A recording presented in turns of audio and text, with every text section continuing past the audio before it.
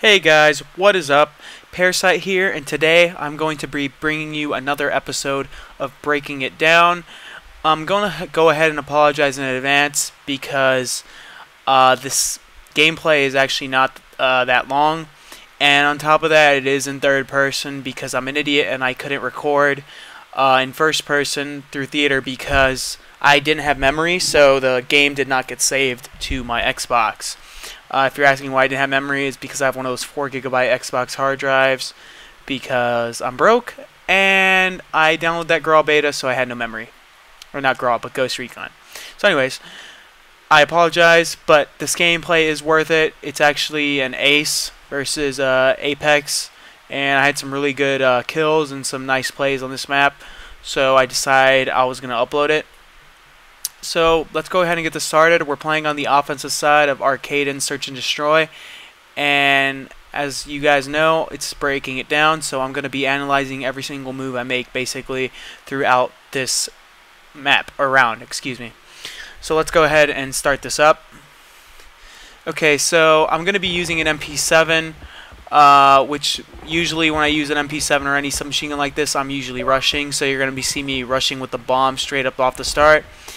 Usually I always rush through B-Dom because if you keep sprinting without throwing any stuns or nades, you can basically get to the actual bomb site before they spot you, because most people will either sit back and wait and watch the middle over there, or most people will kind of try to go top ledge all the way up there, and you have time to get to the bomb. Unless they go in a bar right off the start, they actually won't be able to see you, and even sometimes you can catch them before they get into bar.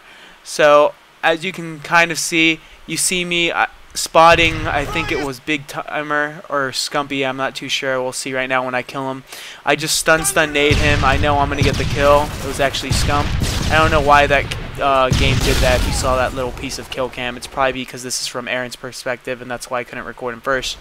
But you do see that after I kill Scump, I actually back down, and instead of pushing through bar, I kind of sit back by B-Dom, because I know Scump obviously called me out going into bar, and on top of that, I know that Big Timer likes to rush this side of the map because I've played them so many times and I actually know what they kind of do, or have a general consensus of where most players are at.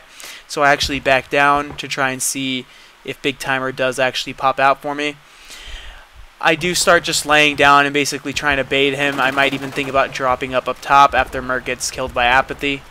But I end up just chilling here for a little bit, and then I realize our flank is open, and he might have flanked through either Burger or somewhere up top because we don't really have anybody positioned there. And as you can see, you saw him on the left side of my screen, there is actually a guy flank, and I luckily catch him before he gets a kill. So there you go, I pick off Rambo. And then this is where I realize, okay, so Big Timer is either somewhere in the back, or for some reason he changed up his strategy and went all the way up to B. So I call that out to my team, and I'm like, okay, Merc's up top, he's always up top. Big Timer might be around here, so this is basically me searching for him, or me seeing if anybody's going to rotate. My teammate does, oh, by the way, he's playing on Samantha's gamer tag. He's not on his actual Big Timer account, but that is Big Timer. So Big T is actually sitting in the back. I decide I'm going to jump out and challenge him because he knows I'm around here, but he doesn't think I'm going to like run at him or like challenge him from like a good spot. He wouldn't expect me to run out and jump at him like I am right now.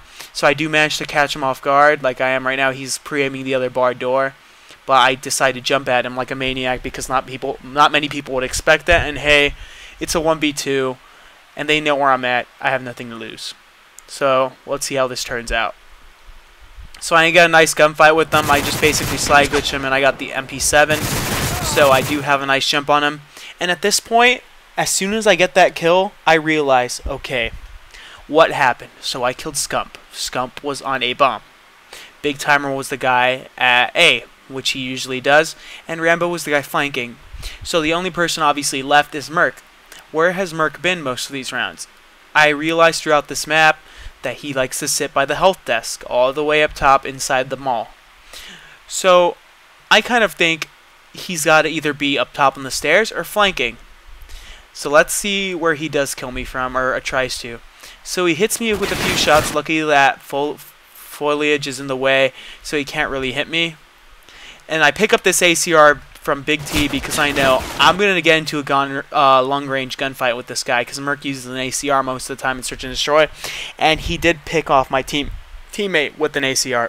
Excuse me. So I pick up his ACR and I try to get some cover and kind of regain my health. And then I kind of try to sneak over and basically try to get myself into better cover where I can not be shot at.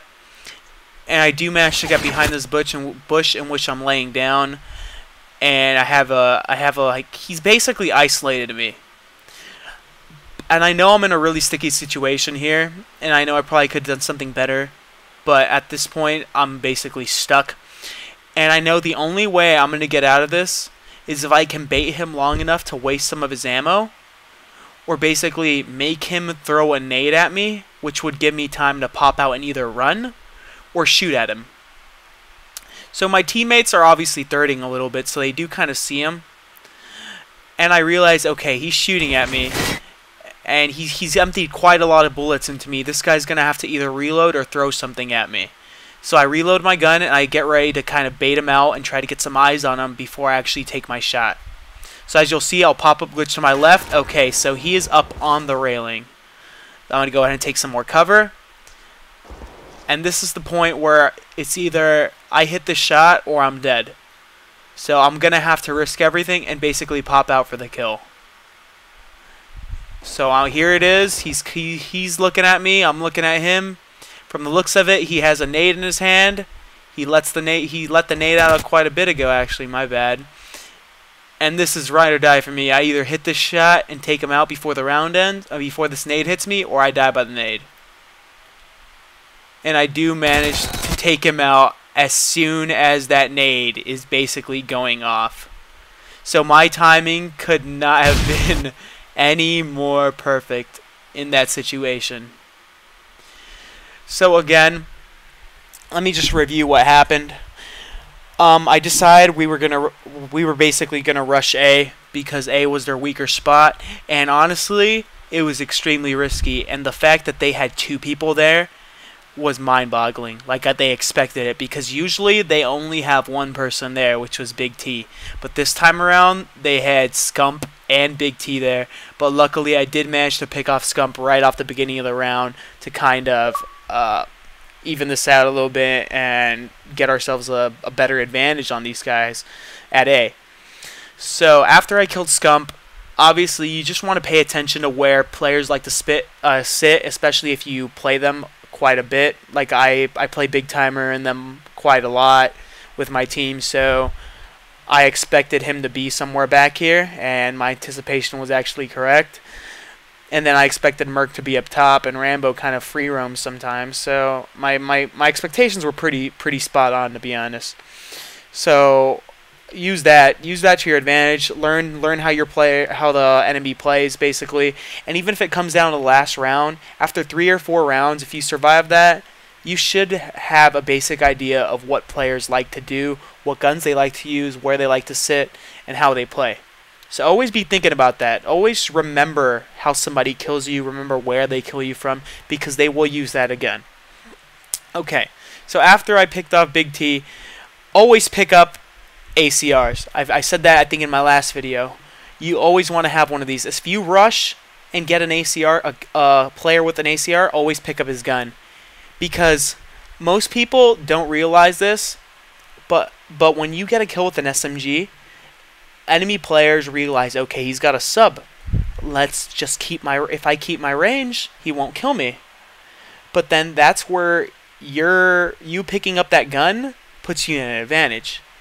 They expect you to only have a sub. They don't expect you to have an AR, because most players would think picking up an AR is absurd.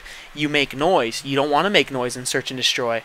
But the thing is, once you clear out an area or once you kill somebody and pick up their AR, most of the time there isn't going to be anybody near it, and if they are, well, you're probably going to die, to be honest. But that's the risk you're willing to take in order to get this gun, because the ACR is honestly the best Search and Destroy gun. It works wonders. I mean, what can I say? Like, I just picked that guy off the roof, even though I shouldn't have. If somehow Big T didn't have an ACR, I would have been fucked. But yeah. So always pick up, always try and get yourself a long-range weapon every time you take out one of those enemy players. Don't ever keep your pistol. Your pistol's pretty much useless half the time, unless you're basically in a panic situation. Okay, and then always bait your target, like I did to Merc. Don't feel like you need to challenge things right away. Let your enemy waste his ammo, and wait for him to reload to make your move, or wait for him to start cooking a nade. Because once you hear that little nade click, that's your chance to challenge him, because he is wide open. It's just like a boxing match. As soon as your guy puts up his guard incorrectly, or he even throws a punch, by throwing that punch, he's left wide open at a certain area, and that's where you either have to react faster than his incoming punch, or you're going to feel the blow of it, which I basically evaded from Merc, luckily enough. So remember, anticipate things. Always pick up a long-range assault rifle after, especially if you're using a submachine gun, and react quickly, and don't feel like you need to challenge things right away. Patience is key in search and destroy. I think I've said that before also, but just remember those few tips, and it will help you go far, especially in search and destroy against top teams where, to be honest, not many teams know how to play search and destroy, or they play it very recklessly, but patience is key, so embrace it. Okay, so that's going to go ahead, and I'm going to, oh, excuse me, I accidentally took a screenshot, but that's going to go ahead. I'm going to wrap it up. This is one of the final rounds. I look like God. This is hilarious. But thank you guys for watching. I really appreciate you guys supporting my videos, and I'm basically here to support the AM community and even pros if they are interested in this, but most people won't because they're kind of all stubborn and stuck up. But that's another topic. But thank you guys for watching. I hope you guys sub to my video, like my video, and also follow me on Twitter. I know I changed my Twitter username a lot, and yes, I did join Collapse again because I'm an idiot. But yeah, thank you guys for watching. Have a good day, guys.